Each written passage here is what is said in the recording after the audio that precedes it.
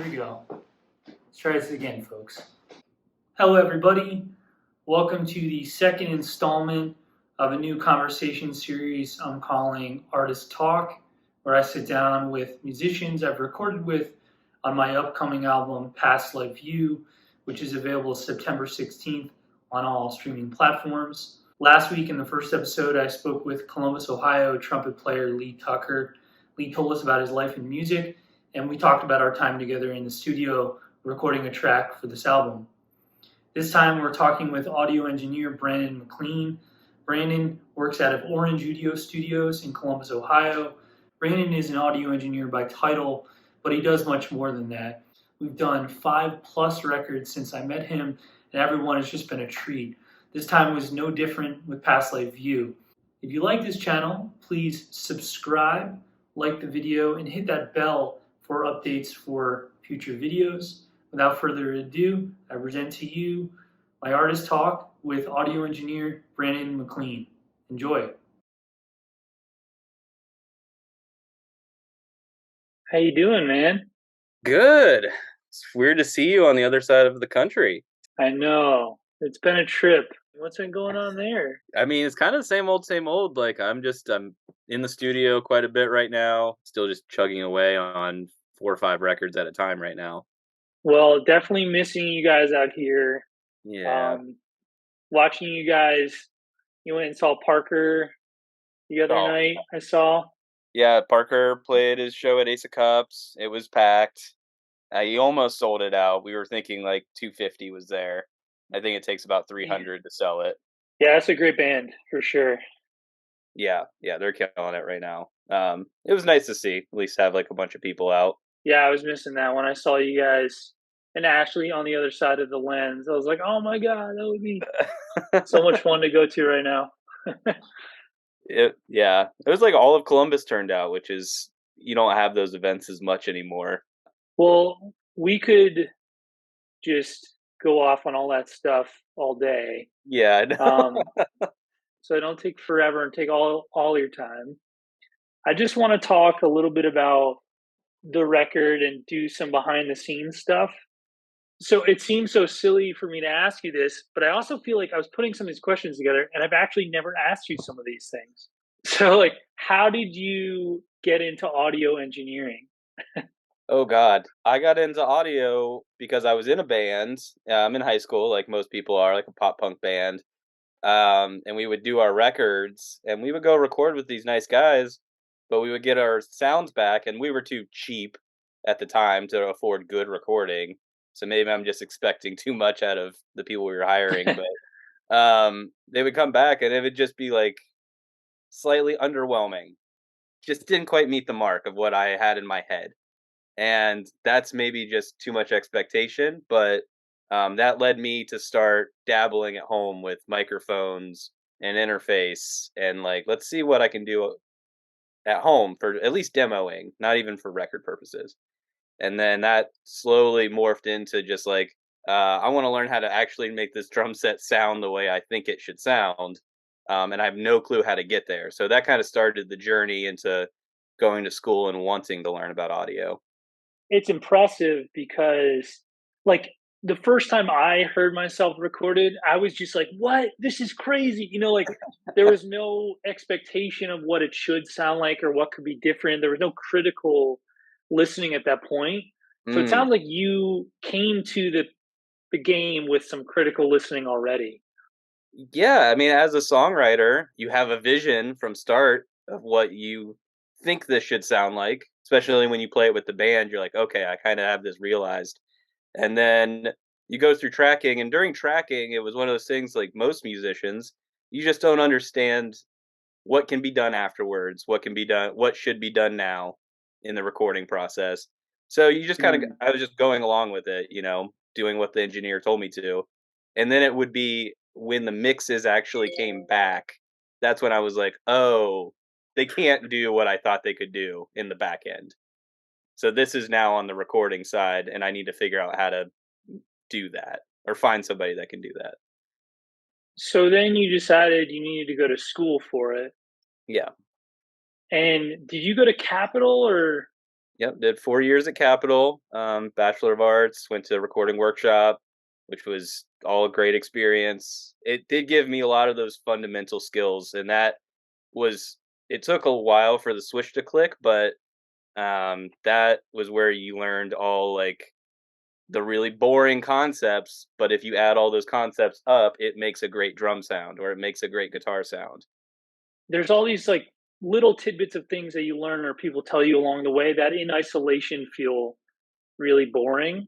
Yes. But then when you can use them intuitively, like in the creative process, then it becomes more fun because it's part of a bigger picture. Yeah, it's creative at that point, and you're not even really thinking about the scientific concepts behind it. You just know what happens when you press that button. And Yeah. that really helps. And that's what, whenever we're in the studio and you're like, you're so fast, it's like it's those things we're not even thinking about anymore. It's instinctual, but all those instincts I have now were not there when I started. So it would have taken forever to get to that sound. So and then our evolution together like was so random and silly. But I was new to town in Columbus and I saw this job posting for studio help at Orange Judio. And I don't know, I was just reaching for anything I could, for any contacts I could, for any kind of access to music that I could.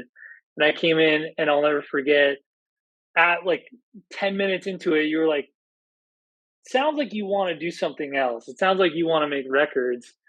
And from then on, we just started making records together.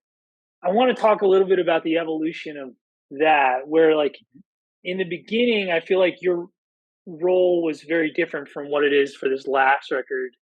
Oh yeah, it's changed dramatically from the time we started. I mean, that first one was like, you know what, let's just Hmm. do a project together since you already have all this music, and that was really fun, especially because the first record was you, Dakota, and Brady, and just a band. Like we're just tracking the band as you guys brought it in, and we didn't really even. Hmm. I remember we put some time and effort into that record, but it was more about the sounds, not about producing. You kind of brought a record and we recorded it and we put it out. Yeah, I remember spending a lot of time on electric guitar sounds, but Yes. like I don't remember much else. Well, we did all that live tracking, and luckily Brady is a human click, so the live tracking went pretty easy. Got it all in, and then yeah, it was a lot of just you and I doing guitar tones for the rest of the record. So the first record was kind of fun and down and dirty, and then now it's second record. I remember hearing a couple of the songs you gave me as demos, and them really firing off in my head of like those are special, those are anchors. So there were certain ones that we just kind of tended to more and really paid attention to the dynamics. We were like trying to make stuff quiet, make stuff loud. We were paying attention to the sonic characteristics of like I remember Wilco, we were leaning on Wilco a lot. The band was still supporting you as far as producing wise. And then third record, this new one, totally different. It's just you bringing the songs. No Brady or Dakota to lean on. So it was just a totally different process of we actually dove into the arrangements and we dove into the sonic characteristics of each song individually. And I don't know. I feel like that's a vastly different from the first record to now. Because of the circumstance, I came in, I was like, yo, can we just kind of do this together? I'm going to need you in a much more immediate and secondary position than I have in the past. This third record was a very natural progression of where this thing was leading anyways. And I knew from the second record, I was like, this is going to end up just being me and Sean eventually. Mm. And I think you were longing, I don't want to speak for you, but longing a little bit to go just explore and see what other feels and sounds you could get to without having any barriers on you. You had no guardrails for this record. It was totally your idea. Yeah, I think because of the first few records that we did together, I had that foundation now of understanding what I liked about other instruments I didn't perform, and I felt more confident about pursuing them. Whereas in the past, I was like, I don't even know about drums. You can just do that. Yeah. And this way I was like, no, I want it. So yeah, you're right. I was definitely longing. What I do want to do as a good transition, I think if we listen to snippets of Dumb Hmm. together, I have it queued up here. Yeah, yeah. Dumb was special. Yeah, this one stood out to me. This way, or will they fall? You were right to think maybe I was dumb. And then I want to listen to one other part, which is Terry's part.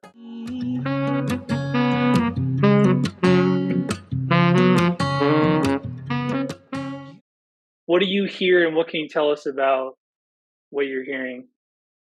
Um, this song in particular, from what I'm hearing, is it's supposed to sound dumb in what my interpretation of dumb is. It's just this like if you rolled off everything on the low end and if you covered your ears basically and listened to the Uh-huh. song or tried to sing, that's what I thought it should sound like. Mainly from the snippets you just played, was the tom hits and then Terry sax. And the tom hits were really accentuating your lyrics, especially when you say fall, stuff like that. It has this Boom, drop boom. effect.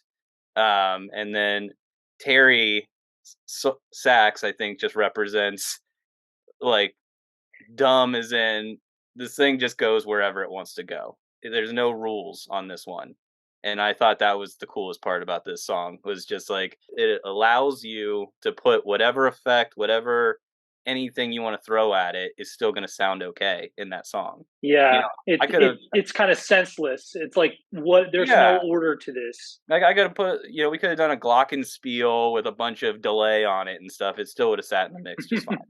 When I first wrote it, I wanted it to be this kind of on the beat groove where I was like just locking in on my guitar part and like really nailing it. But what actually ended up happening was I kind of was a little bit off the meter Mhm. and it actually ended up playing into the feel of what you're talking about even more. Even though it's moving around the metronome a little bit, the guitar is dry and it's driving up the center the whole time. So it's just Mhm. that is your constant. And then you have all these things that are just popping in the song that almost are trying to like steer it off of its course, and that guitar just keeps driving straight. It really hit the feeling, and I definitely wouldn't have gotten those sounds without you.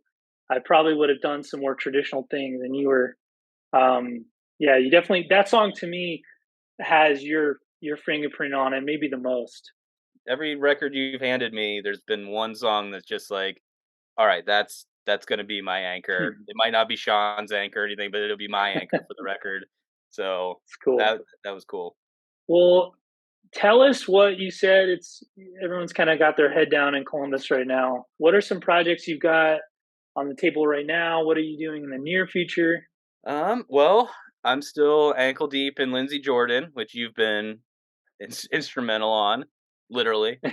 Um, I'm in the midst of doing Sumbuck LP2. So Sumbuck will be wrapped this year as well, on their second album. And then another band called Dynamo Fuzz, another like '90s grunge band. All these records I've worked on, they all came to me and are like, "We don't really care when it gets done. We just want to do it right." And they've kind of given themselves the year to get this thing done. Well, I think it's a that's a more mature client or person to work with, if you will. Yes, it's been nice to be a lot more collaborative with these people and them understand that there's other projects happening and stuff too, and I can kind of work on one project one day, another project the next day. Well, dude, like I said, we could talk all day. I'm sure you got plenty to do. Thank you for sitting down and talking more about shit that you've probably thought about for too long, anyways. No, it's nice to actually talk about it and it just not be ideas in your head. Yeah, you can like think about it in the past. Like it's not like something you're wrestling with. Yeah, yeah. If this would be a very long interview if I was still working on the mix while I'm talking to you. Yeah. I don't want to say it's anticlimactic, but like I sent the CD to TuneCore for to publish it out or the album, and like I was like, is that really it? Like, it's done now? After all that, yeah, I guess it's done. Okay. It just feels weird because we sat with it for so long to just have that finite of a moment where I'm just hitting send. It's so weird. Yeah, and you listen back to I was thinking about it in the car today, listening to something on the radio. No one understands how much time and effort went into this one song, and it sounds perfect right now. It's really easy on the ears, but it's Uh-huh. funny, like, all this time and effort goes into it just so that it doesn't really bother you in the background. It's pleasurable. And for a lot of music, it just kind of gets people don't listen to it every day and they forget it and it's gone. It's this weird archiving. Well, and that's recording is archiving. It is important, but at the end of the day, we're just archiving this artist's art. I try to instill in anyone I'm working with that this record is for you. Like, please get over the fact that it's for anyone else. This record is what you're going to live with for the rest of your time. 10, 20 years down the line, you're the one that really cares. Yeah, and that's why the experience you talk about how a lot of your job is like managing the experience in the control room or in the studio the day of, because people get so swept up with whatever's happening at the moment that they can lose sense of the experience. Yeah, try to make sure that they have a great experience in the studio, that's what they remember of a studio. Well, I definitely got some good memories with you, brother. Thank Oh you so yeah. much for all your work on this one. You definitely were a huge part of it, and it wouldn't be what it is without you. So thank you, man. You brought a great record, and it wasn't really hard to manage that. Like, it was already there. We'll be talking in the next couple days. All right, dude. All right, I will talk to you then. Have a good day. Peace, brother. Later.